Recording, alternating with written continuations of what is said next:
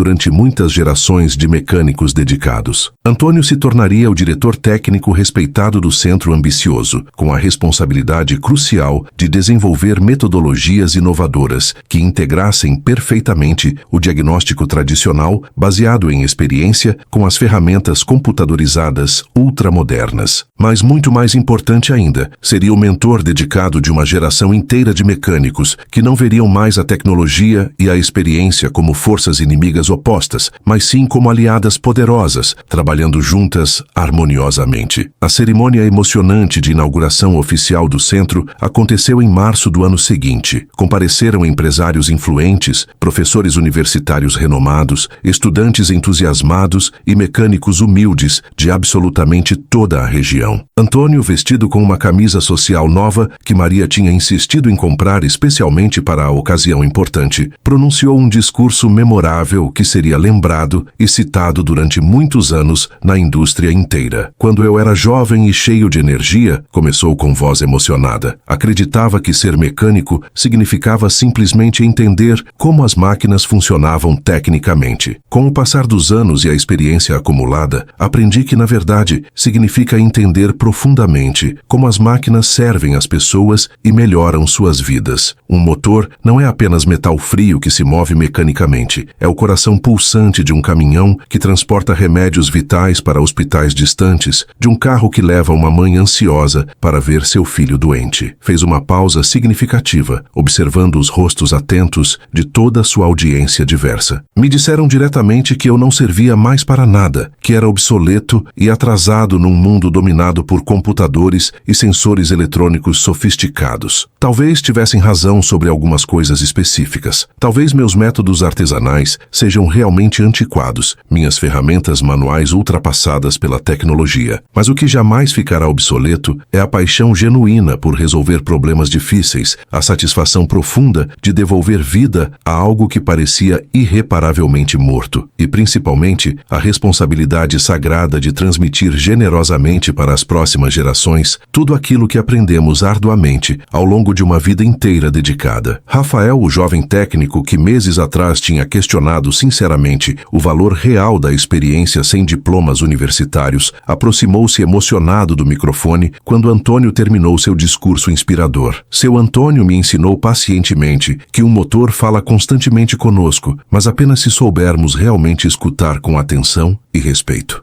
Que a tecnologia moderna é uma ferramenta incrivelmente poderosa e útil, mas que a sabedoria acumulada é o que te ensina quando e como usá-la corretamente. Que ser mecânico não é uma profissão menor ou desvalorizada, mas sim uma carreira nobre e essencial que literalmente mantém o mundo inteiro funcionando e em movimento constante. No final do evento memorável, enquanto os convidados gradualmente se dispersavam e o sol alaranjado começava a se esconder majestosamente no horizonte paulistano, Antônio e Maria caminharam de mãos dadas. Dirigiram-se ao seu velho carro fiel, o mesmo veículo resistente que ele tinha consertado literalmente centenas de vezes ao longo dos anos, que conhecia melhor do que ninguém no mundo inteiro e que continuava os levando fielmente para casa todos os dias depois de tantas décadas juntos. Sabe o que é a parte mais bonita e significativa de tudo isso que vivemos? Maria perguntou, enquanto ele ligava o motor com aquela suavidade característica e familiar de sempre, ouvindo atentamente o ronronar perfeito que conhecia tão bem. O que, meu amor eterno? Respondeu Antônio curioso. Que no final das contas não se tratava de você precisar provar desesperadamente para o mundo que ainda era útil e capaz. Se tratava de eles finalmente descobrirem e reconhecerem que sempre tinham precisado urgentemente daquilo que você sabia e dominava com maestria. Antônio sorriu profundamente, escutando com com prazer o ronronar absolutamente perfeito do seu motor de estimação. E soube com certeza que Maria, como absolutamente sempre, tinha total razão sobre tudo. Num mundo contemporâneo obsessivamente focado em substituir constantemente o velho pelo novo, em descartar experiência em favor de juventude, tinham finalmente aprendido uma lição valiosa, que a verdadeira inovação transformadora frequentemente consiste exatamente em redescobrir e valorizar a sabedoria ancestral, que nunca, jamais